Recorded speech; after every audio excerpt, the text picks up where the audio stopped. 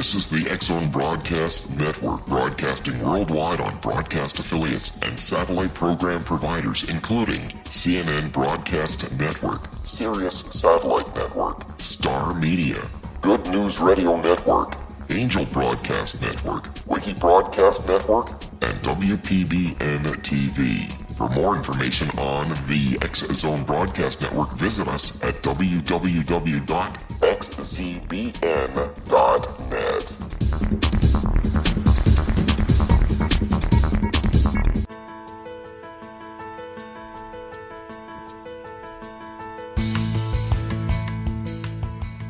Hi, curious minds out there in Radio Land.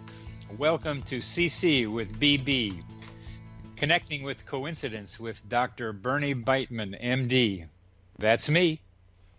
This is the only radio show in the world dedicated to the study of coincidences, synchronicity, and serendipity.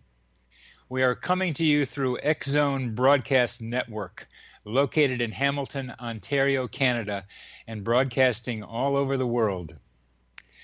One of the most important questions for modern science and all humanity is the question of the relationship between mind and brain. Does brain produce consciousness, or does the greater consciousness produce the brain? I am a psychiatrist. I study this question in my office. I help people with medications and with psychotherapy. I work in both the mind and the brain. You will need your mind to recognize a coincidence and your brain to talk about it. Synchronicity spoken here. Coincidences alert us to the mysterious hiding in plain sight. In other words, coincidences alert us to possible causal connections not recognized by modern science. Try putting the phrase connecting with coincidence in your search engine, and you will find my Psychology Today blog, my website, and my social media sites. And would you like to know how sensitive to coincidences you are? Take the Weird Coincidence Survey on my website. Today we will be talking with John Townley. Among many of John's capabilities and experiences and knowledge bases is his knowledge of Paul Kammerer, a relatively obscure biologist from Vienna, born in 1880, died in 1926, who has an important place in the history of the development of our understanding of coincidences and synchronicity. Paul Kammerer has an interesting history, one that I think we will be talking about with John, especially in relationship to Carl Jung's ideas about synchronicity. Kammerer spent hours sitting on benches in various public parks in Vienna, noting repetitions among the people who passed by. He classified them by sex, age, dress, whether they carried umbrellas or parcels, and by many other details. He did the same during the long train rides from his home to his office in Vienna, and tried to understand not particularly the meaning of some of these coincidences, but only the fact that they were repeated. He studied repeated sequences of numbers, names, words, and letters. Two examples can illustrate this thinking. His wife was in a waiting room reading about a painter named Schwalbach when a patient named Mrs. Schwalbach was called into the consulting room. A second example involved his friend Prince Rohan. On the train, his wife was reading a novel with a character called Mrs. Rohan. She then saw a man get on the train who looked like Prince Rohan, and later that night the prince himself unexpectedly dropped by their house for a visit. These are not uncommon coincidences, but Kammerer was trying to do something with them, trying to consider the possibility of their origin. He defined these coincidences as seriality, which he defined as a recurrence of the same or similar things or events in time and space. But they are not connected by the same acting cause. To him, these repetitions were simply natural phenomena that he wanted to find an explanation for. He thought these similarities were part of the structure of natural law, and in his 1919 book, Das Gesetz der Serie, the law of seriality, he outlined what he thought these laws might be, along with a broad classification of their types and qualities. He got into a lot of detail in classifying these serial coincidences. Well, what does Kammerer have to do with Carl Jung? You could see from what I said earlier that these events, these series, were not connected by the same acting cause. There was something else behind them. And what Kammerer attempted to do was develop an explanation based on the physics of his time. Remember, this was the early 1900s, and physics has not developed the way it is now. Our guest, John Townley, has taken up the mantle of the question that Kammerer was asking himself and asking in his book, and tried to make better sense of these series and try to be able to make more clear explanations for how they happen. John did a remarkable thing in trying to translate the German into English. And we will be talking in our next segment about this major undertaking. What is it that made John Townley and his colleague try to understand this book and to expand its ideas? Because he saw something in him that's very important.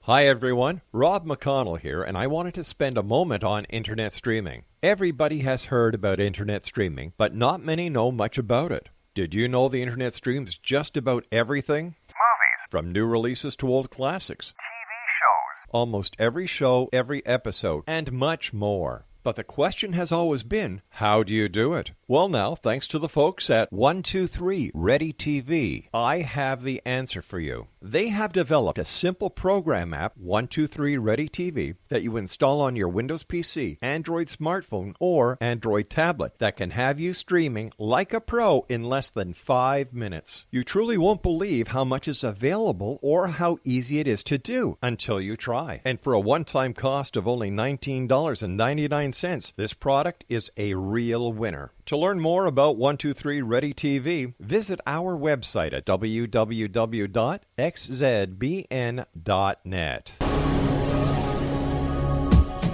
This is the X-Zone Broadcast Network, broadcasting worldwide on broadcast affiliates and satellite program providers, including CNN Broadcast Network, Sirius Satellite Network, Star Media, Good News Radio Network, Angel Broadcast Network, Wiki Broadcast Network, and WPBN TV. For more information on the X-Zone Broadcast Network, visit us at www.xzbn.net.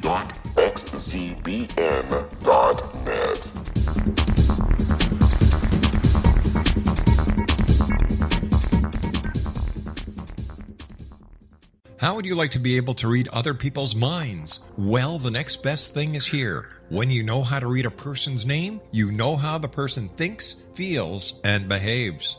Each letter in our name holds a key to unlock our true essence. Our name contains both our gifts and challenges in this lifetime.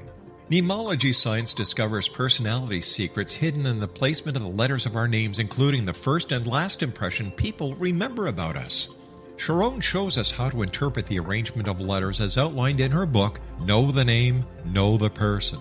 Sharon Lynn Wyeth created mnemology science after 18 years of research and testing her theories, and has supported thousands of people around the world in understanding themselves and others better. You'll enjoy Sharon's unique teachings as she shares her system to learn the gifts behind your given birth name. Even if you don't like your birth name, there are jewels in this book. If you're thinking of changing your name, ready to name your child, or wanting to get along better with others, this is the book for you. If you'd like to improve your relationships and change your life for the better, get the book today, Know the Name, Know the Person, or visit www.knowthename.com. That's www.knowthename.com.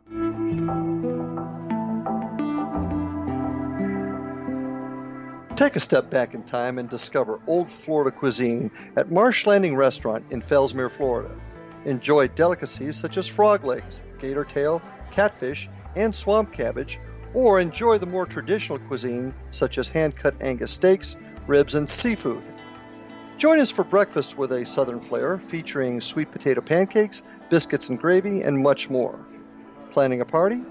Marsh Landing's private dining rooms can accommodate groups from 8 to 80 people. While you visit, enjoy the historic pictures, artifacts, and stories that line the walls. Marsh Landing is truly a unique experience. Marsh Landing Restaurant, 44 North Broadway in historic downtown Fellsmere, or visit marshlandingrestaurant.com. Marsh Landing, old Florida cuisine at its best.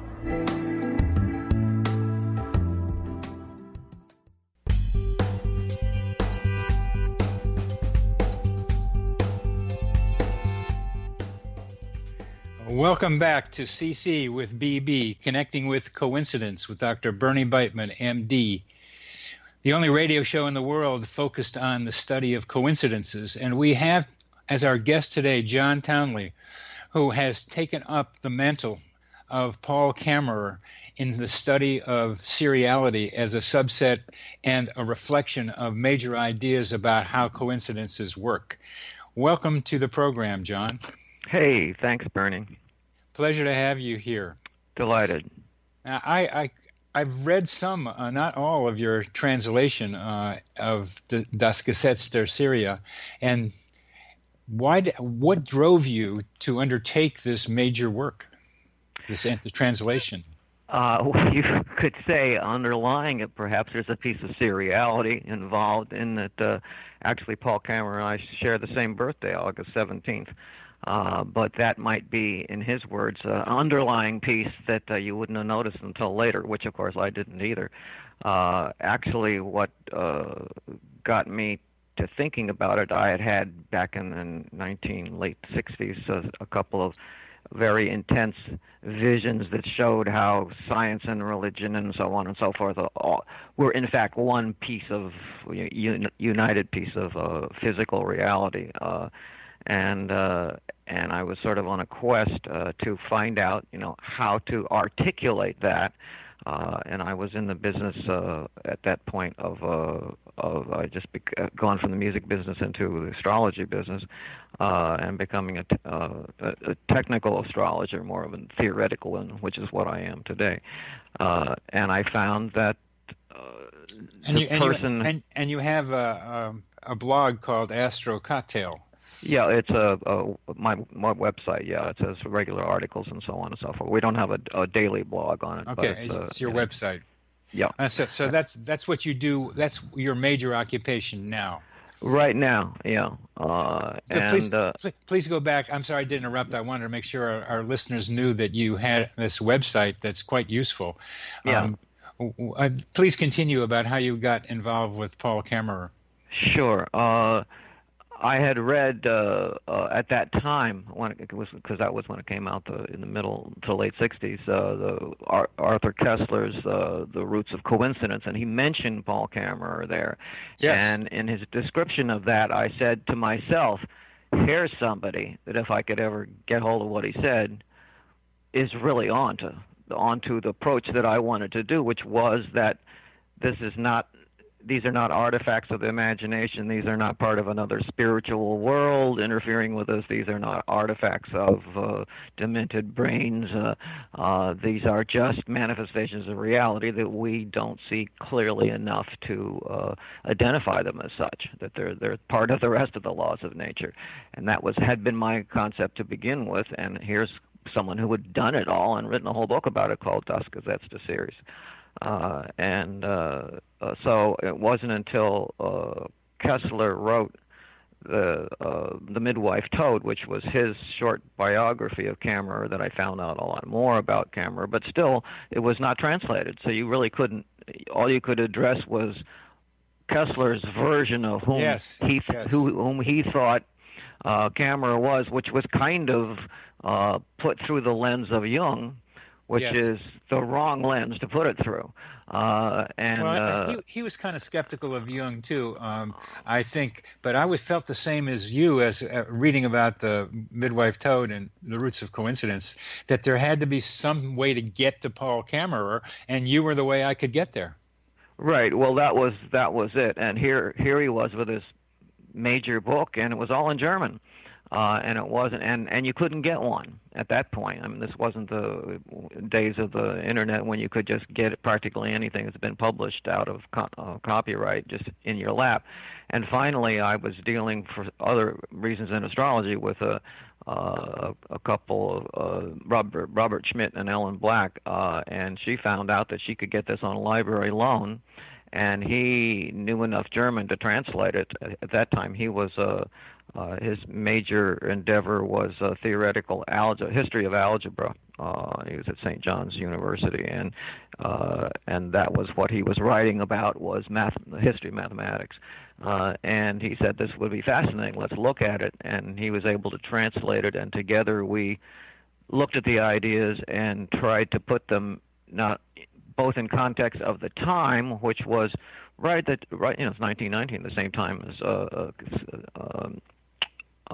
Einstein's second theory came out, and it was a time of changing from basically Newtonian views of the world to Einsteinian, but not yet quantum, all of which people tend to have stirred into the pot now, which from Kammerer's point of view weren't available. So he was looking at physicists like Boltzmann and other,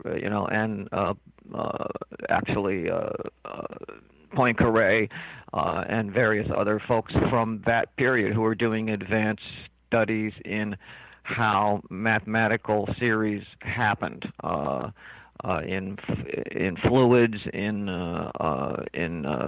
other branches that had of physics that had direct mathematical measurement and application. So would you define a mathematical series just briefly, please? Well, he doesn't define it exactly as we would define it. We consider a series to be three or more. Yes. That's been a problem. Yes. And in fact, if you read Kammerer, most of his all his best series are three or more, but he'll take two, because he thinks that any two things, like a straight line is 2 points. It's all it takes. He figures that if there's two, there's probably a third, and at least it's worth investigating, and that's why he does that. If two things happen and you notice them and they were out of the ordinary, then maybe you had something here you're noticing that is sort of coming in from left field, and you should take a second look. And this is what an animal does. This is what your normal span of attention does. You see something out of the corner of your eye and you look. Up, it's nothing. Or, oh my God, that's the lion that's coming to eat me. And the people who had good peripheral vision reproduced, and the people who didn't or didn't pay attention to it didn't. And that's partially how we're here today. So there's an absolute evolutionary context in this. And of course, Kammerer was his whole life. This exploration of seriality was a new thing for him. He was a biologist and a sort of the last of the Lamarckian biologists, and that's what got him into trouble, because he could find things that you did to an animal, and it would reproduce, and those characteristics would turn up again. And according to Darwinian theory at the time, that was not possible. And he was run out of town because of it. They claimed that he falsified an experiment and so on and so forth. But in fact, now we realize that what he discovered was epigenetics, and he's now called the father of epigenetics. Right. Yes. Which means that if something happens to the mother or a parent, that can be transmitted somehow to the child, and that was not thought of. And the old experiment was chop off the rat's tail and the mother's tail, and the little one should have a chopped off tail too. That's a little bit gross. But now, now epigenetics is showing that changes in the mother's genetic pool will by environment will influence the offspring, and that's an important discovery that he was onto, for which he was run out of town and perhaps murdered or suicide. That's another question. That's the worst of it. That's the worst of it. I mean, it ruined his life, and maybe he committed suicide, and maybe he was murdered. There was very suspicious circumstances under which his supposed suicide happened. Yes. So that's how you got into it. What are some of the similarities and differences between Kammerer's views and Jung? Because Jung mentions Kammerer in his very popular monogram about synchronicity. Well, I think that Jung, it was how they were looking to explain this stuff. I mean, both of them recognized that these things happened and that there had to be an explanation for them. I mean, there's an explanation for everything. But they looked for different kinds of explanations. And to a certain extent, Jung was hemmed in by his own scientific community and what was acceptable at the time. Because people had locked so thoroughly into Darwinism, and they had gone into a whole different set of explaining things in the world of physics, that he really couldn't go there and say, oh, it was, it's just reality, which is what Kammerer said. Kammerer said that there's nothing spiritual or it's about the imagination. Nobody's doing this because of things that are internal, that are externalizing. These are real things on the outside, and you're noticing them. Jung couldn't do that because the science of the time just did not accept it, and therefore he couldn't really go there. So, but he proposed was things like things that were acausal connecting principle. Right. Now, acausal connection is a contradiction in terms. If it's a connection, it's not acausal. So, and that kind of thinking, the only way you could do it is magical thinking, basically, that there was something that was in the soul, or the oversoul, or the some kind of things that were manifesting from within your genetic upbringing, which were father images or mother images, or various other socially imposed images that were then coming to the fore. It was kind of a reworking of what Freud had done, but he had done it with sexual stuff. He said, well, this is suppressed sexuality, and what Jung was saying, well, this is really suppressed, whatever the other one version of that is, which is archetypes. Archetypes, yes. Yeah, and he was just proposing that there were archetypes. There's no proof of archetypes. You can't find an archetype. You can't measure one. It was simply made up. And as a potential thought theory to explain something that there was no way of directly going and measuring it as if it were a physical reality. Kammerer always thought it was a physical reality. And that they didn't have what was necessary to measure it, but they could at least make up some ideas of how physics might be stretched in theory to accommodate this and point you in the right direction. And that's really what he did. He came up with several different concepts, seriality being the overview of it, and then an attraction hypothesis, an imitation hypothesis, and that basically when you went later developments took those very things, imitation and attraction and whatnot, and it sort of evolved into chaos theory. where you find things. These we're getting near the end of this segment, John, and much of what you just said is highly condensed information for most of us listening to you. There's the evolution into chaos theory, something that will be very interesting to me. But we need to be able to define some of the terms as we move along. Sure, go ahead. And one of the problems that I think we might have might get around is giving some examples, as well as recognizing your perspective as these things are out there. So we'll get back to the explanations in our next segment. Sounds good.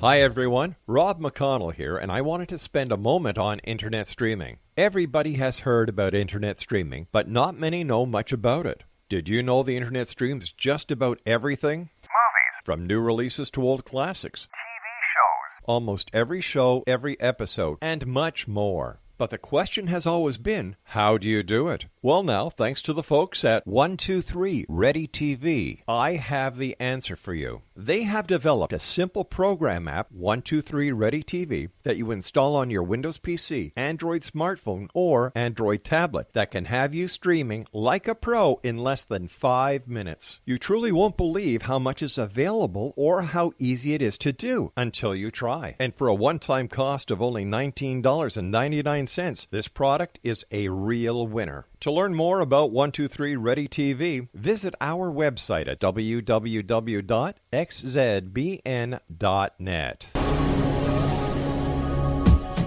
This is the X-Zone Broadcast Network, broadcasting worldwide on broadcast affiliates and satellite program providers, including CNN Broadcast Network, Sirius Satellite Network, Star Media, Good News Radio Network, Angel Broadcast Network, Wiki Broadcast Network, and WPBN TV. For more information on the X-Zone Broadcast Network, visit us at www.xzbn.net.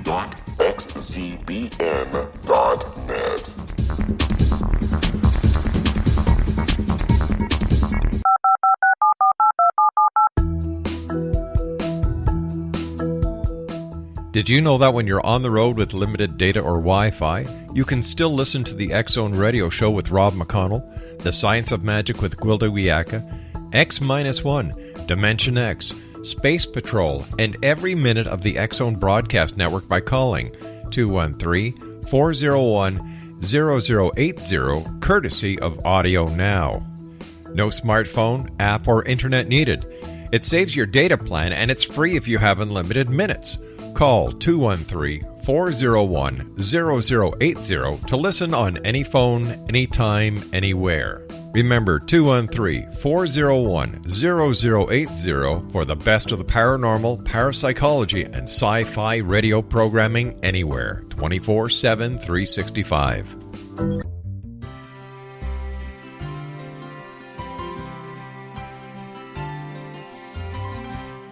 True healing must address 4 levels: physical, emotional, mental, and spiritual, for us to live joyful and productive lives. We tend to treat 3 of the 4, leaving the spiritual languishing. If you're tired of the same dysfunctional patterns cropping up in your life, Soul Balancing is for you. Trixie Phelps, owner and founder of Soul Balancing, is a naturally gifted energy healer trained in numerous esoteric forms, including shamanism. Trixie has created a powerful modality that safely and effectively clears your energetic field.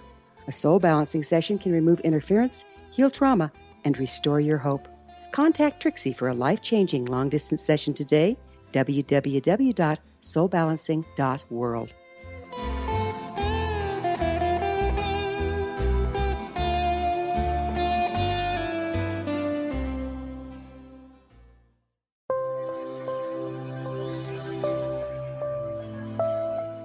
There's a legend shared by many indigenous cultures of a time when the nations were cast to the 4 corners of the world.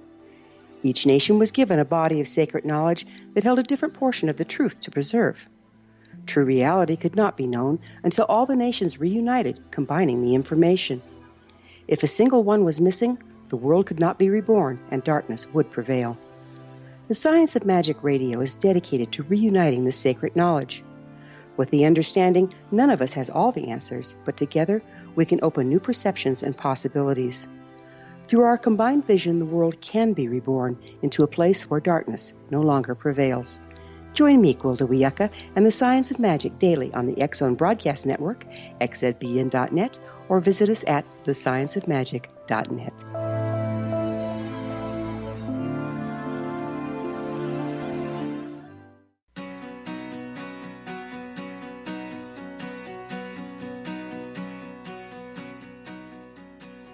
Welcome back to CC with BB. Our guest today is John Townley, an expert on Paul Kammerer's views of seriality, what I call a subset of coincidences. And we are talking about the theories that Kammerer and John have developed in trying to understand how coincidences take place. These are based in modern science and the science of Kammerer, who was starting to write, who wrote his book in 1919 when physics was transmuting itself from Newtonian thinking to Einsteinian thinking. And now we have quantum physics, and we have other things like chaos theory, which we're probably going to get to here as we try to understand what Kammerer and John think are the origins of coincidences in this way. But before we get to that, John, what about one of your own coincidences? Let's look at that and maybe look at it from Kammerer's perspective as well. Sure. My life has been, as yours has been, filled with interesting, as everybody's is actually, when they look fairly closely, everybody runs into some amazing things that how could that have happened at the same time as that I can't see any way. The strongest example in my life was when I was living in the recording business, living in New York City. I woke up one morning at 6 o'clock in the morning, and I had a very upsetting dream that I was in my Coconut Grove home where my parents still lived down in South Florida, and that I had just gotten up and I went to the bathroom there, which we shared, my parents' bedroom and mine, and I urinated blood, and I was very upset about it. In your dream? In my dream, right. And then I thought nothing of that. Particularly, it just was a weird dream. You know, who would ever think of it? I'd certainly never dreamed about that before, and never have since. And then I talked to my mom that day, that very evening, and she said, "Well, your dad just went to the doctor today. He was worried because at 6 a.m. exactly, he woke up and he went and urinated blood." And I thought to myself, "Wow, now that is weird. Now that." That's statistically beyond all possibilities. So obviously there was some connection there. Now what that connection was, I don't know. Well, let's look at it through a couple of different lenses. I call that a version of simulpathity. I had an experience in which I was choking uncontrollably, and 3,000 miles away at the same time, my father was choking on his own blood and died of that. And there are lots of stories that are parallel to our two stories. From what you said earlier about Kammerer's view, there should be a third version. If there are two, there's going to be three. Now, I don't think so. I don't think you're going to be finding a third version of that. I think this is a pair that's not going to find a third. But according to what you were suggesting about Kammerer, he would be looking for a third. He would be looking for a third, or he would be looking for a system that involved those two, and that's where the critical thing. And this introduces you to his way of thinking, in that he would look at a parent, child, family in general, set of relationships and goings on as an ongoing system that had its own momentum, and that it developed individually and separately, but it kept within communication with itself. So it was, in fact, a robust system itself. Let me give you an example that would actually probably suit this. Imagine that a a bunch of golfers are out, on a golf course. And they're all in their little separate golf carts. And one of those golf carts accidentally drives into a sand trap. Bang, it stops. Now, if that were a single incident, that would be all that happened. You have the physical encounter with the sand trap, you stopped, and that would be the end of it.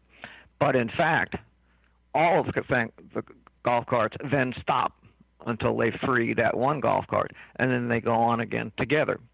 So what you have is in a larger system of which one segment of it was impacted, the entire system reverberated, picked itself up, restructured itself back to its normal condition, and then went on, proceeded on accordingly. And Kammerer would look at those two incidents as part of a reverberating system that had its own robustness and would keep on going until something really traumatic went to destroy the system itself and disperse it too much to reconstruct itself, such as all the people dying in it, or enough to people so they couldn't communicate with each other. I understand the visual of what you just described. You have some rules about the system having to be so interdependent that one movement and strange movement or stop of one would influence the others. I'd like to see how you apply that to the bleeding dream and your father. Well, we don't know, and this is part of. There's nothing in Kammerer's work that says there isn't actual transmission across distances. That if you were imagining the golf carts, for instance, suppose they were out of sight of each other and only in contact with through radio, you would have to say, well, there's no possible way they could be in contact, because if you don't have a radio, you don't know. So it doesn't. It doesn't. It's inclusive of such things as telekinesis and other things that might be involved in the actual hands-on explanation of a single part of an event. But he would say also that was part of a larger system at the time. I think that's a very good way of thinking. It's sometimes hard for people looking at their own coincidences to notice that when there's somebody else involved, that it also has meaning for the person on the other end of the coincidence. It's kind of hard for people to get out of their own minds. And what you're doing through Kammerer is suggesting that we not only look at the two people involved, your father and you, but also the family system that you're in, and just start raising questions about how that system may have influenced what I would call a telepathic-like communication. Right, absolutely. Because I think a great deal, the problem of being in the areas of Forteana and anomalies in general is that there's an awful lot of stuff that is. Kammerer is not trying to make a causal explanation of everything. He's simply trying to make what the inclusive how things work as inclusive systems and how they resonate as inclusive systems, whereas the individual transmissions could be explained in any number of different ways. Okay.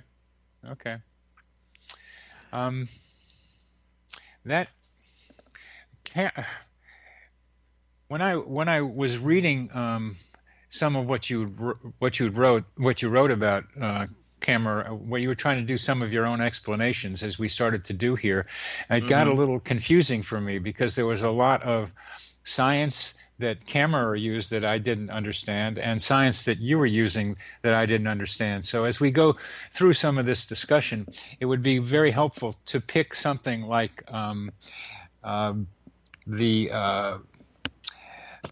amazing coincidences of the two soldiers that Kammerer described, who had the same name and had the same description, and in other ways were very similar in World War I, and try to explain how how a series of like 5 or 6 similarities. I call it kind of the word doppelganger is the word I use for people who have the same similarities but are not at all related to each other. Right. To begin to explain how more than just a pair like you with your father can be explained. And part of the reason to wonder about that is to maybe introduce you to Gary Schwartz. Are you familiar with his work? No, I'm not. He's just come out with a book called Super Synchronicity, and they involve series of more than 6 or 8 coincidences. And I'm talking with a person who has had maybe 1,000, a series of 1,000 monkeys showing up in various symbolic forms in her mind. So this is seriality on steroids. This is going really further than what Kammerer did. And so bringing in some of Kammerer's ideas to apply to long sequences would be very, very interesting and helpful to us. Well, one of the things that is problematical, and this is where I had to sort of go ahead, in fact, even beyond what Bob Schmidt was willing to go along with in trying to extend Kammerer's approach, is when you get to the kind of oddly temporal series, the simultaneities that seem unconnected, that are one of the main features of coincidence and seriality in general, of which Sheldrake mentions many. I mean, one of the really good examples Sheldrake puts forth is the tits, the birds in England, who in one area learned a song, and another area completely untouched learned that same song. No way they could have wound up with that same song. That song was in the air somehow. Yeah. The same thing with people. If certain sets of people will learn something in New York, a second set of people can learn the same thing faster in L.A. In other words, there's a larger context in the atmosphere that can be either looked at as just a thing itself or a series of interconnections that would be able to cause it. A good example is when somebody invents something, somebody else invents the same thing down the line, and only one of them gets the money for it. Right. In fact, I mean, how many people invented the telephone? And only Alexander Graham Bell got the money. Right. At the same time, then the concertina was invented by several people at the same time, and only Wheatstone got the credit, and so on and so forth.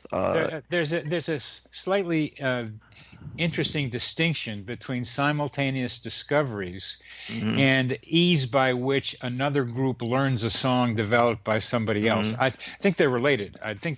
But one is the birds learn a song and the birds someplace else pick it up faster, so it increases their capacity to learn. The simultaneous discoveries, which include the telephone and calculus and numerous other things, look like they happened around the same time and weren't that influenced by each other the way the second group of birds might have been influenced by the first. No, the first of all, they weren't discoveries; they were inventions. People made it up, and the same with the songs. They made up the song, and therefore, whether they were making it up, whether the creative process is part of that, which they were picking up this kind of pattern, and somebody else 500 miles away picked up the same pattern because it was evolving in the atmosphere. It could be for reasons that might be step-down reasons from the atmosphere literally itself. Well, give you an example. Give you an example very quick. We're near the end of this segment, and the atmosphere I call the psychosphere. It's our mental atmosphere, and maybe we can get into some of that too in our next and final segment. Very good. Okay, Thank you. sure.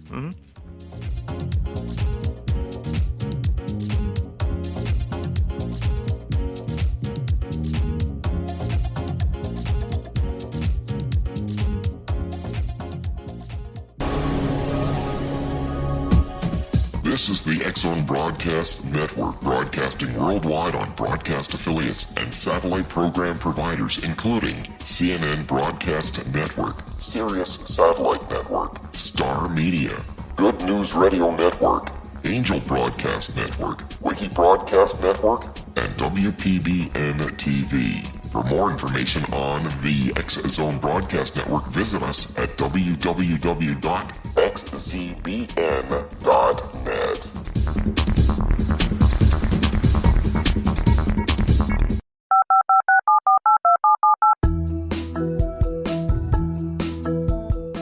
Did you know that when you're on the road with limited data or Wi-Fi, you can still listen to the X-Zone Radio Show with Rob McConnell, The Science of Magic with Gwilda Wiyaka, X-1, Dimension X, Space Patrol, and every minute of the X-Zone Broadcast Network by calling 213-401-0080, courtesy of Audio Now. No smartphone, app, or internet needed.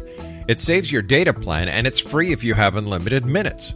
Call 213-401-0080 to listen on any phone, anytime, anywhere. Remember, 213-401-0080 for the best of the paranormal, parapsychology, and sci-fi radio programming anywhere, 24/7, 365.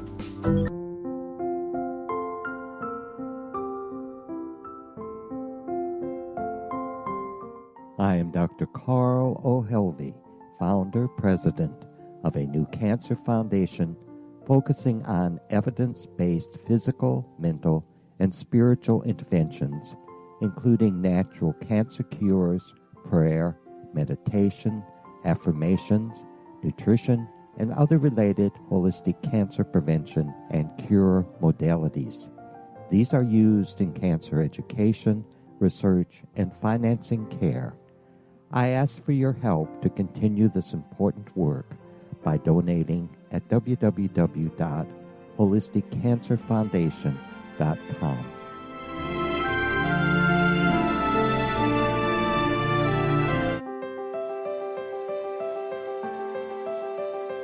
Wouldn't you love to know the secret to everything? I'm Dr. Kimberly McGeorge, and on The Secret to Everything, we will merge the practical with open investigation into all realms of the mysterious. We will talk to cutting-edge alternative health practitioners, those who inspire and motivate you in business and life, and of course, we will share stories of the paranormal, conspiracy, and cryptozoology.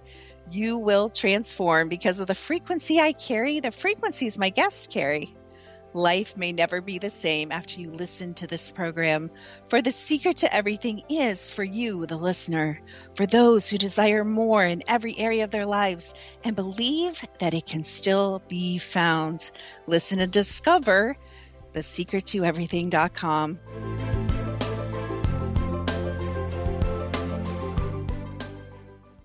Little children aren't the only ones afraid of the dark. Millions of soldiers return from war zones with PTSD, anger, frustration, fear, and loneliness, much of which surfaces during the darkness of the night. You have the chance to change the lives of these American heroes. Songs and Stories for Soldiers.us provides free MP3 players for these men and women. With a list of 3 million songs in 16 different styles, 100,000 audiobooks, and 30,000 old-time radio programs, every veteran can find something to soothe and comfort them at no cost. All our players contain an 8-hour audio program designed to help veterans fall asleep. With 1,500 plus vets now participating, it's our goal to deliver 10,000 audio players this year. Go to our website at songsandstoriesforsoldiers.us. Help us help a veteran make it through the night.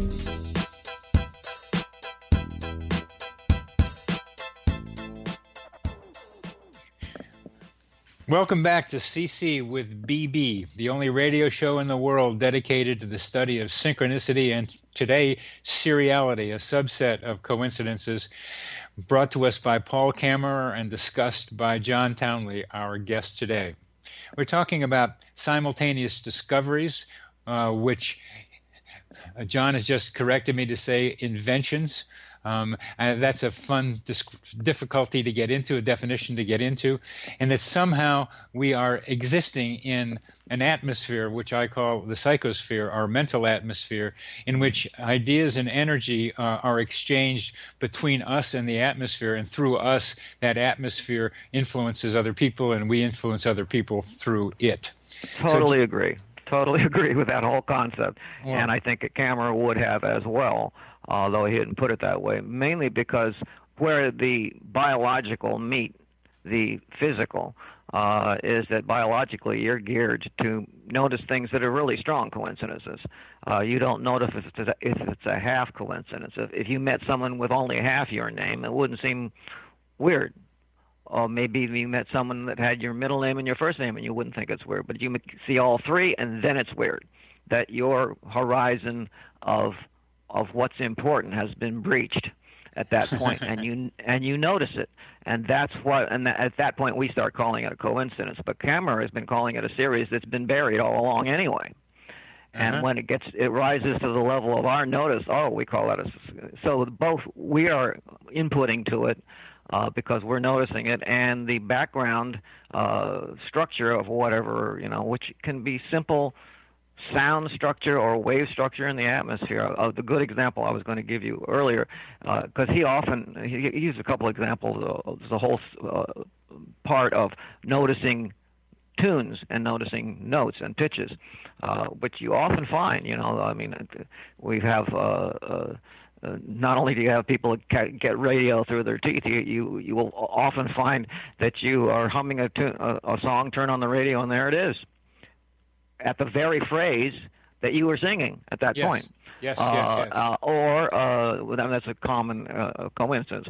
Another one in that same thing that you can actually find a cause for if you only knew it is the pitch. Now, I'm humming along, brushing my teeth with my electric toothbrush, right? And I turn on NPR, and there's a song going on, and I say, wow, that's in the same key. The hum from my toothbrush is the same key as that song. And how could that be? Is that a total coincidence? Well, sort of, because there's only so many overtones available in a set of 12 tones, but also because that toothbrush happens to be in tune to B flat. And why is that in tune to B flat? Because that's the cycles per second that the electricity is tuned to, 120 hertz. And therefore, B flat is resonant all over the place, and you're always running across B flats that would seem coincidental, but in fact, you're actually picking it up. So when you suddenly see two B flats come at you out of the air, they're not coincidental. They're part of a substructure that you just didn't see were there. And that was one of the, and that's one of Kammerer's real points. He says the substructure is always there, and you only notice it sometimes when it peaks. I look at that B flat as a base rate. And that whenever you look at a coincidence, you need to be able to define the base rate of the two elements or more that are involved with the coincidence. I completely concur. What you're looking at is basically overtone series. Yes. And that allows you to connect all of this stuff with natural overtone series that could be what's uniting them, the overtone series of simple tidal fluctuations. Which have been there for a long time, and they're resonating even if that tide isn't happening at the moment. You're still in that, even though that's a very low pitch. These overtone series is going right up to your level, your bandwidth right now. Therefore those. Are you then saying, to translate this into terms at least maybe simpler, is that Kammerer and you are trying to make sure we understand the base rates of the events that we're comparing the coincidences by? Yeah, I think so. And this is one of the reasons, I've been trying to integrate it into astrology, because the real baseline of astrology is the frequency rates or gravitational variation from the tidal effects of the sun, moon, and the planets, and those are regular pitches that are happening at a much lower. They're the bottom of the band. They're the bass, sub-bass woofers. But that frequency is reflected in overtones that goes all the way up to beyond our hearing pitch above. And on each bandwidth, whether it's light or sound or beat, rhythm itself, everything reflects itself and by octaves. In other words, if you take a beat, tap, tap, tap, tap, tap, tap, tap, that's 60 beats per second, and you double that, 4 times by octave, and suddenly you get a note. Yeah. It's not a beat anymore. It's a note. Yeah. You double that electromagnetically up until you reach the several million times a second, and you have light. And the light has the same sets of bandwidths. So what you're seeing is depending on what particular scale you're operating at, you have these basically cross-reflecting background resonances, and that's what ties them all together. Now you're bringing up indirectly the Schumann resonance. Have you gotten into that? Yeah, that's one of them. I mean, there's the problem is that problem of resonances in general, originally coming from the sound and recording industry, is that there are so many variations. One of the reasons that the people had problems with connecting the moon with the tides, because although the tide goes up and tide goes down according to the moon, down that here at Seacliff and Long Island, you go down to the tip of Long Island, it's 12 hours difference. So, hey, that can't be connected because there are different things. Well, what they're connected by is the fact that that water has to roll down the Long Island Sound in order to get to you, and it takes 12 hours. So those are the kind of things that are interfering with the basic sound or wave generators, and the same with the places. They may cancel each other out. You go to the South Pacific, and that big ocean ought to have gigantic tides, but you're out in Tahiti, and there is no tide. So you're still in the music business when you got into astrology, aren't you? Oh yeah, I was. You bet. I mean, you're still using ideas from music. Yes, I still am. Yeah, that's what it looks like. You're talking about waveforms and how they reproduce each other and how they cross with each other and then reinforce each other. And somehow, in our last 4 minutes or so, how is seriality related to astrology?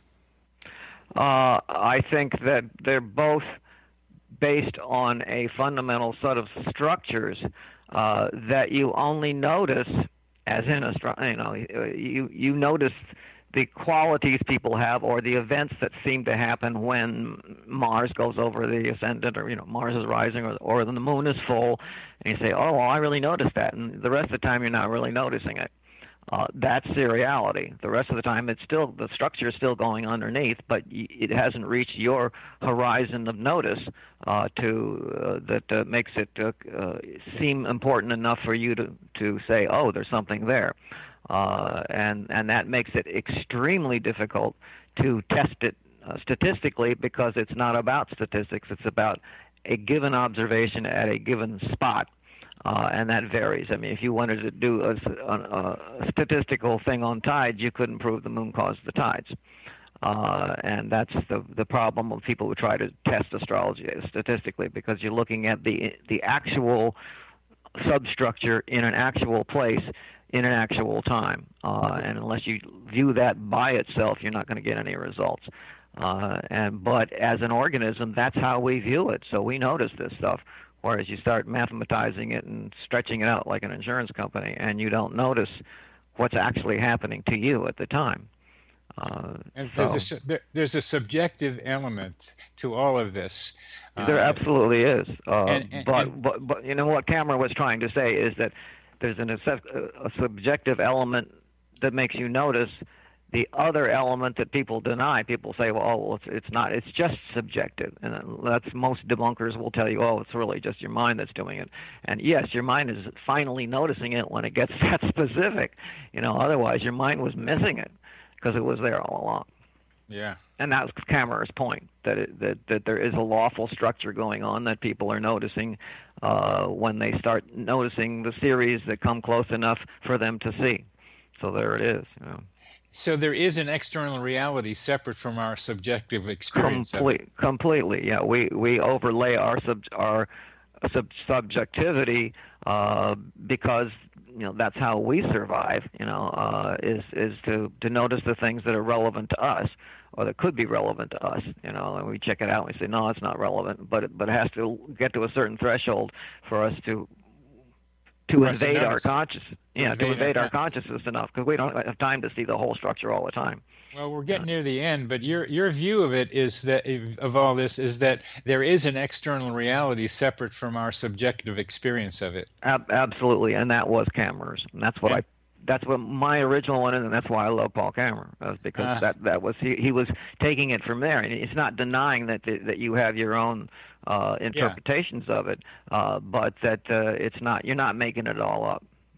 You're just noticing and it. It's not even created by you either. It's just noticed by you.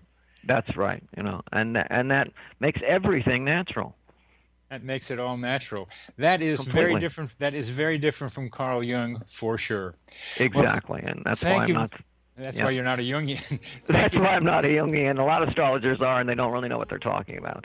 But at any rate, you can see there's a lot more. There's another thing, we have to end here, John. I'm sorry. So thank you very much for being on the program with me.